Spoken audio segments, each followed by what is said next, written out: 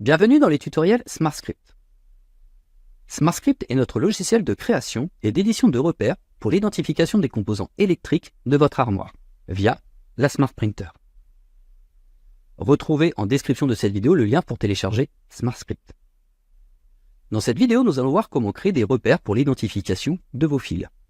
Retrouvons-nous directement sur le logiciel.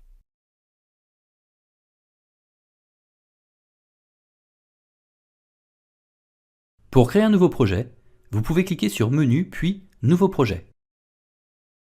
Sinon, vous pouvez cliquer directement sur cette icône. La fenêtre Créer un nouveau projet s'ouvre. Vous allez pouvoir saisir dans Recherche du matériel la référence du consommable que vous utilisez. Pour le tutoriel, je vais saisir la référence 211-861. Les repères de fil pour la section de 0,75 à 1,5 mm². Si je souhaite placer cette référence en favori, je peux cliquer sur cette icône. Et je retrouve ici ma référence. Pour créer mon projet, je vais cliquer sur la référence 211-861. Mon projet s'ouvre à l'écran.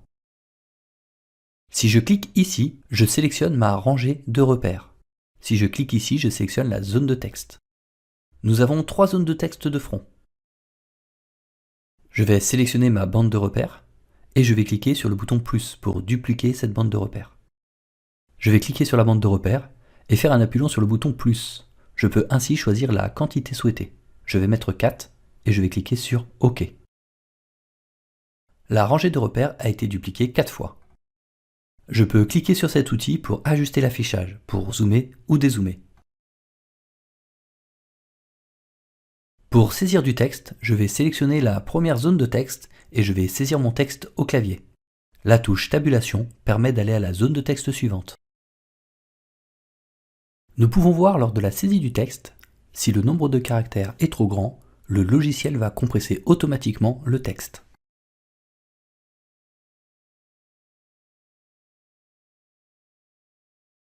Si je souhaite insérer une numérotation automatique, je vais sélectionner les zones de texte qui m'intéressent et je vais cliquer sur l'onglet Insérer, puis sur le bouton Réglages.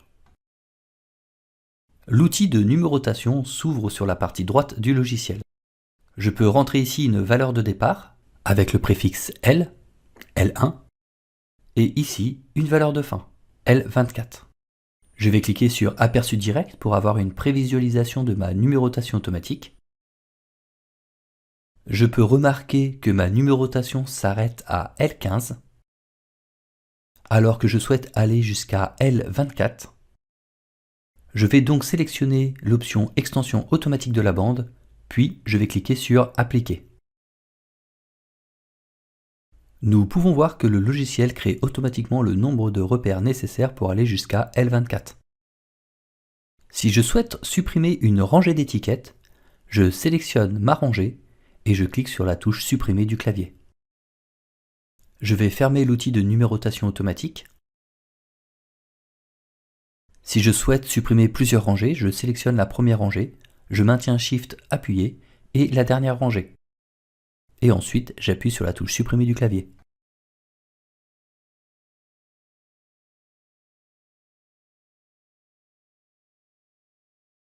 Si je souhaite sauvegarder mon projet, je peux cliquer sur Menu, Sauvegarder le projet, ou alors cliquer sur le raccourci ici. Si le raccourci n'est pas là, nous pouvons le rajouter à partir de cette icône.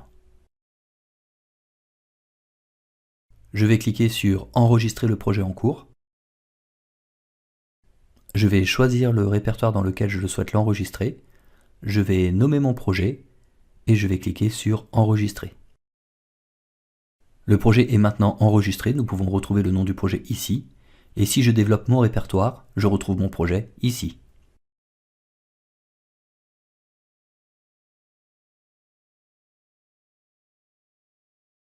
Si je souhaite imprimer mon projet, je peux cliquer sur Menu, puis Imprimer.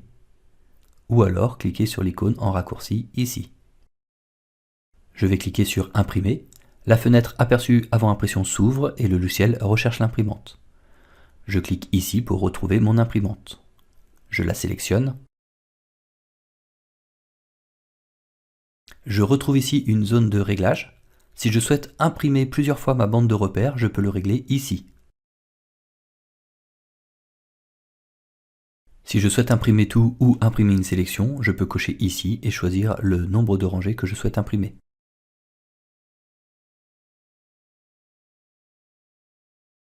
Je vais cliquer sur le bouton Imprimer, appuyer sur le bouton Calibrer.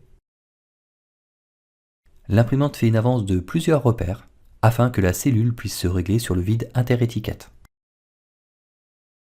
Une fois la calibration terminée, cliquez de nouveau sur le bouton Imprimer pour lancer votre impression. Si vous cliquez sur le bouton Calibration, vous allez retrouver la position de la cellule à respecter pour ce consommable-là. Si vous êtes amené à repositionner la cellule, cliquez sur Calibrer maintenant pour relancer une calibration. Je vais cliquer sur Retour.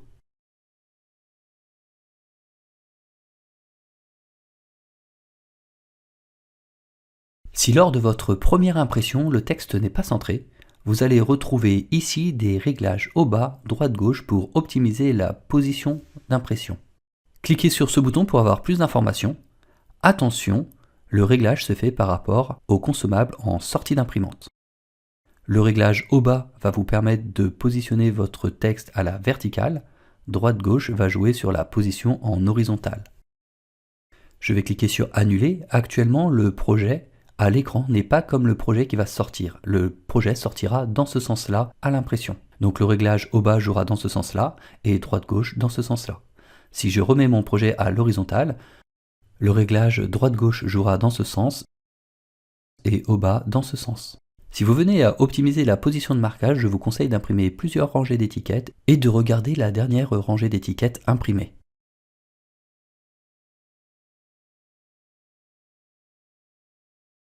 Si je sélectionne la dernière rangée d'étiquettes, je peux cliquer sur le bouton plus pour dupliquer la rangée. Je vais sélectionner les zones de texte, je peux laisser le texte dedans. Je vais cliquer sur Insérer puis Réglages pour ouvrir l'outil de numérotation automatique. Je vais régler une nouvelle numérotation automatique en mettant une valeur de départ et une valeur de fin. Comme l'option Extension automatique de la bande est créée, quand je vais cliquer sur Appliquer, le logiciel va créer le nombre de repères nécessaires pour aller jusqu'à la valeur de fin. Je vais fermer l'outil de numérotation automatique.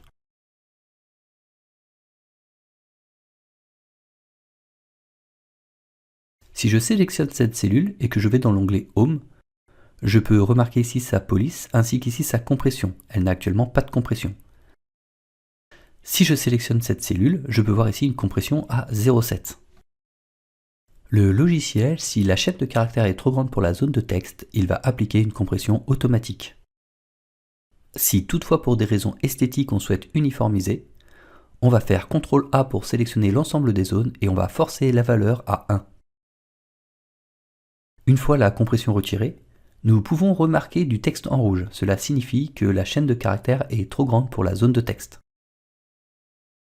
Nous pouvons ainsi faire une modification globale de la police, par exemple en réduisant la police. Ainsi, la police sera uniforme sur toute la bande. Si je souhaite malgré tout augmenter la police, je vais sélectionner ici une police plus grande. Je vais ensuite sélectionner mes zones de texte en rouge et je peux utiliser ce bouton qui va remettre la police d'origine et la compression de façon à ce que le texte rentre dans la zone. Si je souhaite modifier la compression manuelle, je peux ici soit augmenter la compression ou la diminuer.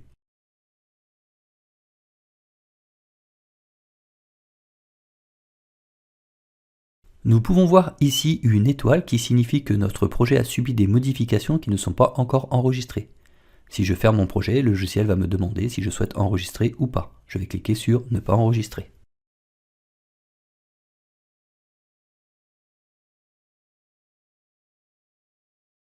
Je vais cliquer sur le bouton plus pour créer un nouveau projet.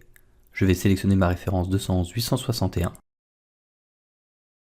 Et si je souhaite faire une saisie de texte en fonction d'un plan où je ne connais pas forcément le nombre de repères de fils, je vais sélectionner ma première zone de texte, puis je vais saisir mon texte. La touche tabulation va me permettre d'aller à la cellule suivante. Et l'astuce sera de faire CTRL tabulation pour dupliquer automatiquement le repère tout en sélectionnant la première zone de texte. Je continue ainsi ma saisie de texte. Arrivé à la dernière cellule, je fais CTRL tabulation pour continuer ma saisie de texte. Ainsi, je peux saisir une suite de textes sans utiliser la souris. On peut voir qu'en fonction du nombre de caractères, le logiciel compresse le texte. Une fois mes textes saisis, si je souhaite une uniformité dans ma police, je peux soit sélectionner avec la souris, soit faire CTRL-A pour sélectionner l'intégralité de mes zones de texte. Nous pouvons voir ici que je n'ai pas de valeur car nous avons différentes valeurs de compression sur notre projet. Je vais donc forcer la valeur à 1. Je peux voir que j'ai deux zones de texte en rouge. Je vais donc faire une réduction globale de la police. Je vois que j'ai encore une zone rouge. Je peux maintenant faire une compression globale de la police afin d'avoir une uniformité dans mes textes. Si je souhaite ici, j'ai des boutons pour régler l'orientation du texte. Si je souhaite mettre la police en gras ou pas, etc. Si je souhaite ajouter une rangée d'étiquettes en plein milieu de ma série, je peux cliquer sur le bouton plus et venir modifier mon texte. Je sélectionne la zone, pas besoin de supprimer le texte, mais si je le souhaite, je sélectionne l'ensemble des zones, clic droit, supprimer le texte. Je vais sélectionner ma rangée et appuyer sur la touche supprimer du clavier.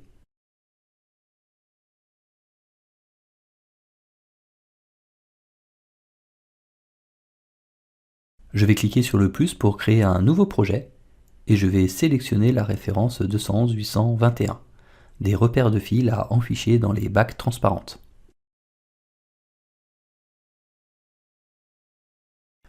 Le fonctionnement est le même, nous allons retrouver ici la zone de texte, et si je clique ici, je sélectionne ma rangée d'étiquettes. Je peux cliquer sur le bouton plus pour choisir mon nombre de rangées d'étiquettes. Si je souhaite faire de la numérotation automatique, je peux cliquer sur l'onglet Insérer, puis Réglages pour ouvrir l'outil de numérotation automatique. Je vais rentrer une valeur de départ puis une valeur de fin.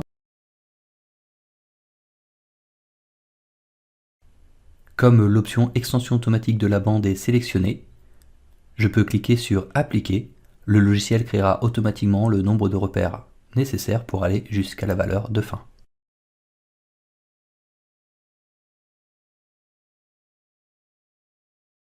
Je vais cliquer sur le bouton plus pour créer un nouveau projet. Je vais sélectionner la référence 211-861.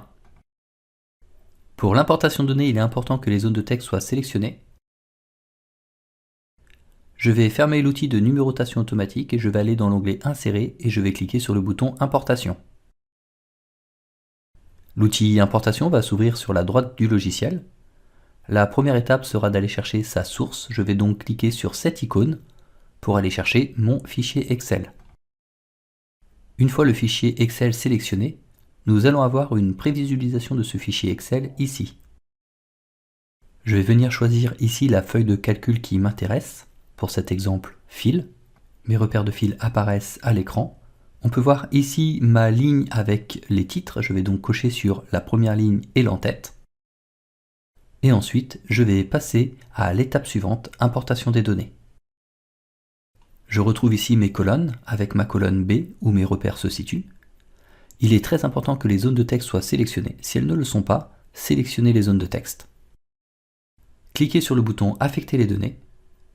Choisissez l'ordre d'importation et cliquez sur le bouton OK. Les zones de texte ont été affectées à la colonne B. Je peux cliquer maintenant sur Importation au début et les données sont importées. On peut voir dans mon fichier Excel que j'ai une colonne quantité. Je vais cliquer sur le bouton Annuler. Je vais cliquer ici sur l'option Quantité et je vais sélectionner la colonne Quantité. Ici on voit un 2, il va répéter deux fois le repère 501. Je vais cliquer sur Importation au début et nous pouvons voir qu'en effet il a bien répété les données en fonction de la valeur dans la colonne. À partir de là, je peux fermer l'outil numérotation et si je souhaite, je peux venir apporter des modifications comme par exemple la police ou rajouter des données. Par exemple, si je sélectionne ici la rangée, je peux cliquer sur plus pour dupliquer la rangée et venir ici saisir des données manuelles.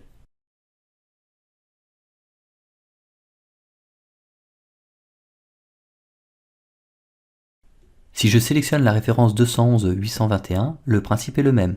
Il faut que la zone de texte soit sélectionnée. Je vais cliquer sur Insérer importation, aller chercher ma source. Je sélectionne donc mon fichier Excel.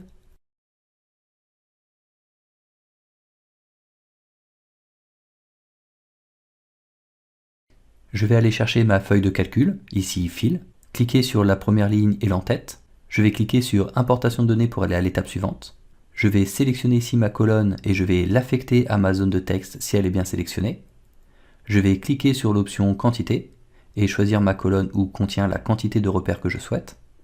Et je vais cliquer sur Importation au début. L'importation est effectuée. Je retrouve ici toutes mes données importées.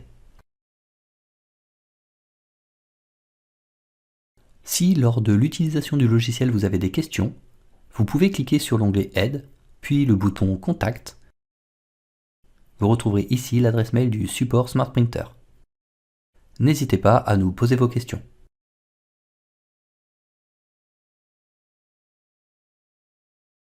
Nous venons de voir dans ce tutoriel comment faire des repères de fil. Merci d'avoir suivi ce tutoriel. Si vous souhaitez retrouver l'ensemble des consommables disponibles sur notre Smart Printer, vous pouvez télécharger sur notre site le catalogue Les Essentiels. Vous retrouverez le lien en description de cette vidéo.